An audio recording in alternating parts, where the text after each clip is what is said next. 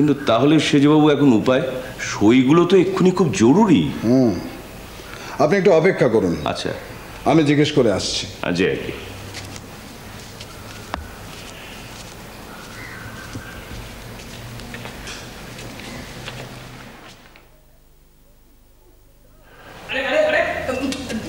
দাঁড়াও দাঁড়াও, ওরকম হড়বড় করে চলে এলে যে, দারোয়ান আটকায়নি? আটকায়নি বাবা, সে আমাকে চেনে। আসার দিন রানীমার সঙ্গে বাগানে দাঁড়িয়ে কথা বলতে দেখেছে তো। ওফ, তা তোমার দরকারটা কি? রানীমা আজকে আমার মেয়েকে দেখতে চেয়েছিলেন, তাই নিয়ে এসেছি। মিথ্যে কথা, মিথ্যে কথা। কেন, তোমার মেয়ে মুখ দেখে রানীমার হবেটা কি? সামনের তারিখে ওর বিয়ে ঠিক করেছি। বাপ মরা মেয়ে, কেউ তো দেবাথবার নেই, রানীমাকে বলেছিল। তাই রানীমা আজকের দিন মনে করিয়ে বলেছিলেন, সামনের পূর্ণিমা তিথিতে তোমার মেয়ের মুখটা দেখব। আজ সেই দিন, তাই মেয়েকে নিয়ে এসেছি। আরে না না, ও সব হবে না। রানীমার মন মেজাজ ঠিক নেই। প্রিয় গোপাল, তুমি এখন যাও। সেজবাবু ভেতরে গেছেন, উনি আসুন, উনি এসে যা হোক বলে দেবেন। জি আজ্ঞে।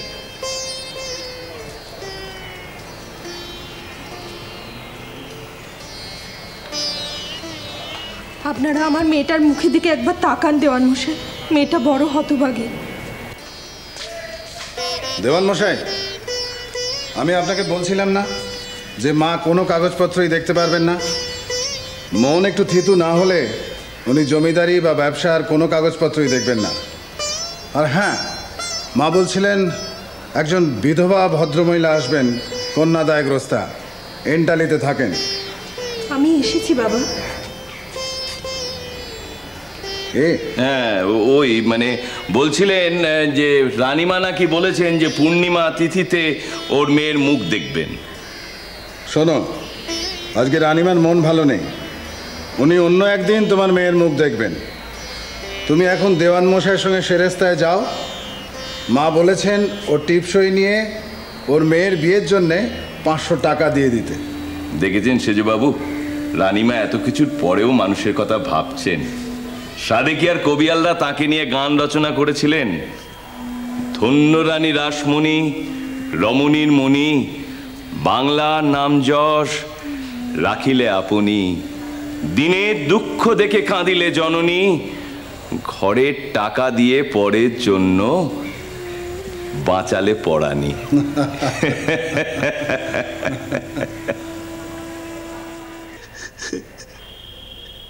পর্দাদার কথা ভাবলে মনে আর থই পাই না রে হৃদে। বাবার স্মৃতি আমার কাছে প্রখর নয়। ছেলেবেলায় বাবাকে হারিয়েছিল, ছেলেবেলার থেকে বরদাদাকে বাপের তুল্লি জেনেছি, তাকে মেনেছি। বরদাদার কাছে কত আদর আবদার করতুম। আবার রাগি রাগি চোখ করে বরদাদা কোনো কথা বললে সে কথার অমান্য করার আমার ক্ষমতা ছিল না।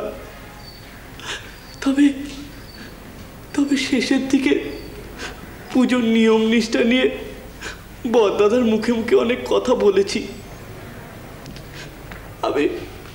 আমি বুঝতুম বরদাদা ওপরে ওপরে রাগ দেখালেও ভেতরে ভেতরে আমাকে লাই দিচ্ছেন।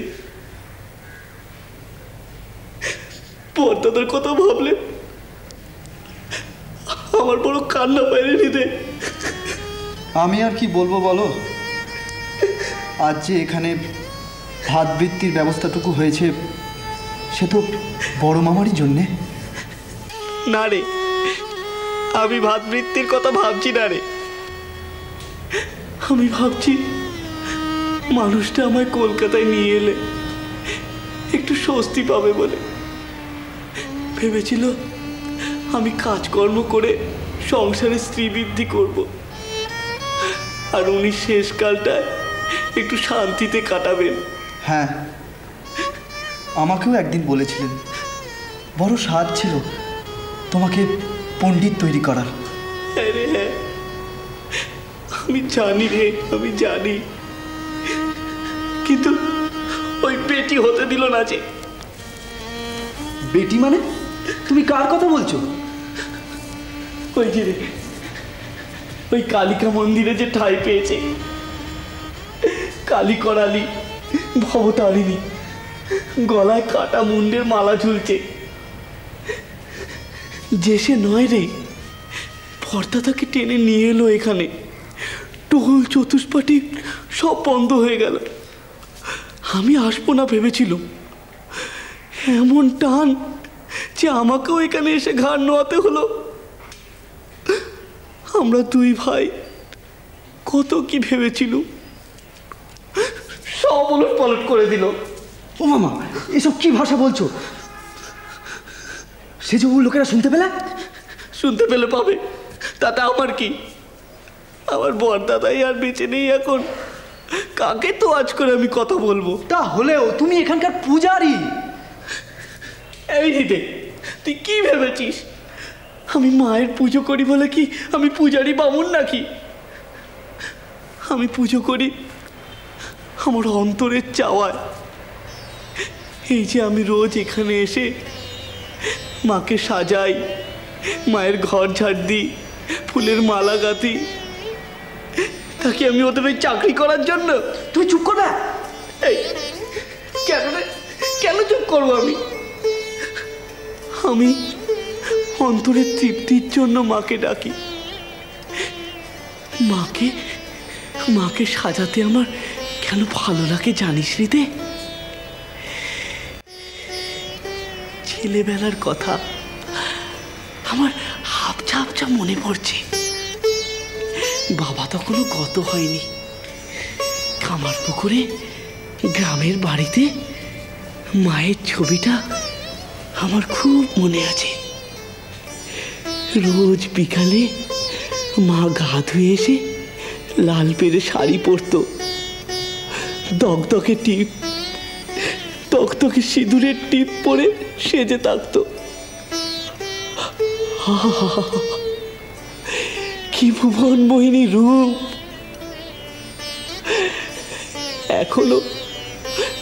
এখনো আমি যখন চোখের পর্দায় দেখতে চাই, মায়ের সেই লাল টিপের লাল ছটায় আমার মন মুগ্ধ হয়ে থাকে।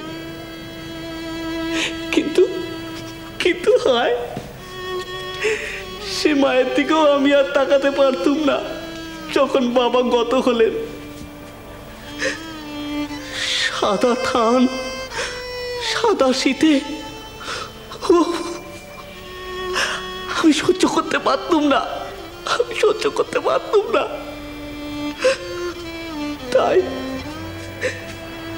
তাই যখন এখানে এসে মা জগন্মাতাকে দেখলু, তখন আমি আমার গপ্পধারিণী মায়ের ফিকে হয়ে যাওয়া রংটাকে মনের রঙে রাঙিয়ে নিতুম। তাই তো আমি মাকে অমন করে টিপ পরাতুম, মাকে গয়না পরাতুম, মাকে সাজাতুম। সত্যি মামা, তোমার কথা যত শুনি তত মোহিত হই। কেন রে? আমিও তো রাধা গোবিন্দ মন্দিরে পুজো করি, কিন্তু তোমার মতো মনের ভাব পাই না। তুমি কত শক্ত কথা কত সোজা করে বলো। গর্ভধারিণী মা আর জগন্মাতাকে তুমি এক অঙ্গে লীন করো। যেমন করে আমি মাকে পেয়েছি রে। সেটাই তো বলছি, কই আমরা তো পাই না। তোরা আসলে বৈধ কর্ম করিস, তোরা তার জন্যে তোরা বৈধ ভক্তিতে আবদ্ধ হয়ে যাস। কি রে, ওর ড্যাব ড্যাব করে গরুর মতো তাকিয়ে কি দেখছিস? আমার কথা ঠাই খুঁজে পাচ্ছিস না, তাই তো? শ্রীরাম কৃষ্ণ